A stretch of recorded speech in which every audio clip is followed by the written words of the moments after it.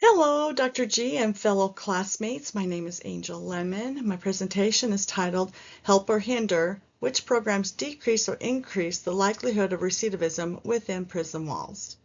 Today I'll explore which prison-based programs reduce or increase the likelihood of recidivism.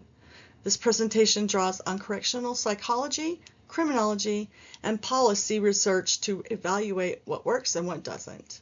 I've also chosen to share some facts I researched related to my home state of Arizona. Recidivism refers to the tendency of a convicted criminal to reoffend. In the United States, nearly 2/3 of released prisoners are rearrested within 3 years. More alarming, the U.S. has the highest recidivism rate around the globe. This cycle reflects systemic failures in rehabilitation. The goal is to help examine which in-prison programs help break this cycle and which may unintentionally reinforce it. Let's talk about factors that influence recidivism. Recidivism is shaped by individual factors like trauma, addiction, mental illness, institutional factors such as overcrowding, staff attitudes, and access to services, or pragmatic factors including whether interventions are evidence-based, trauma-informed, and tailored to inmate needs. In Arizona, these domains intersect with rural access barriers, tribal jurisdictions, complexities, and staffing shortages.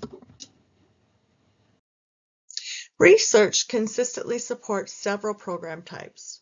Cognitive behavioral therapy, or CBT, it reduces criminal thinking and improves emotional regulation. Education and vocational training increase post-release employment, which is a key protective factor. Substance abuse treatment, usually when paired with aftercare, lowers relapse and reoffending. Trauma-informed care is vital, particularly for women and youth. Restorative justice fosters accountability and community ties.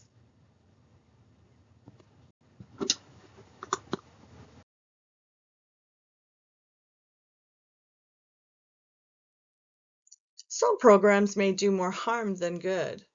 Boot camps often increase aggression and have no long-term impact on recidivism. Unstructured work assignments lack rehabilitative value. Underfunded or overcrowded programs frustrate participants and dilute impact. Mandatory faith-based programs can alienate inmates and violate ethical standards. Arizona's reliance on punitive models in certain units may inadvertently heighten recidivism rate. Prisoners often have distinct needs. Histories of trauma, caregiving roles, and relational dynamics require tailored interventions. Programs like Seeking Safety and Beyond Violence integrate trauma recovery with skill building.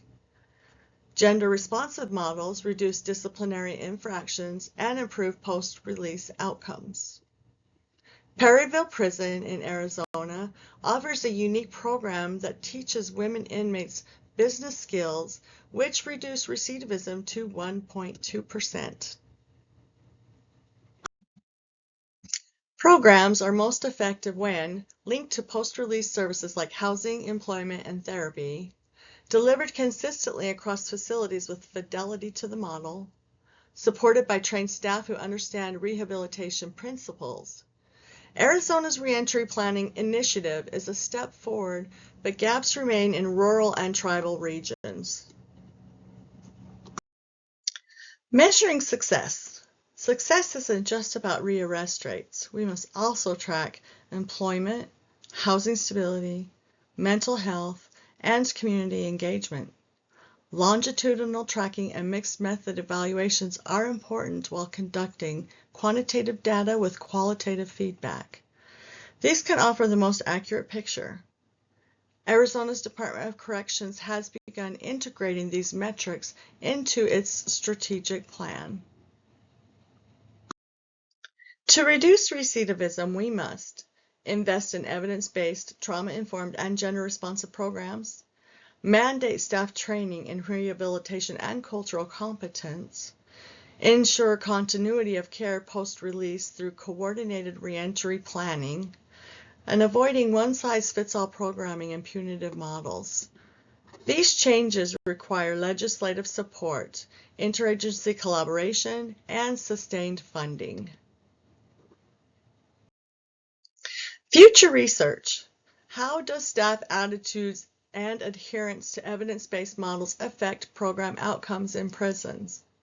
Do tailored programs improve results for Indigenous, Hispanic, and rural populations? Which trade leads to stable post-release employment? How do staff attitudes and facility dynamics affect program success? Are housing, mental health, and community ties better predictors of desistance? And how do mandates and budgets shape program availability? In conclusion, recidivism is not inevitable. Prisons can become sites of personal transformation, but only when rehabilitation is prioritized over punishment. This shift requires more than rhetoric. It demands intentional investment in evidence-based programming, trauma-informed care, and culturally responsive interventions. The programs we choose to fund and implement directly influence whether individuals cycle back into incarceration or successfully reintegrate into their communities. When correctional systems embrace rehabilitation as their core mission, they foster safer institutions, healthier individuals, and a more resilient society.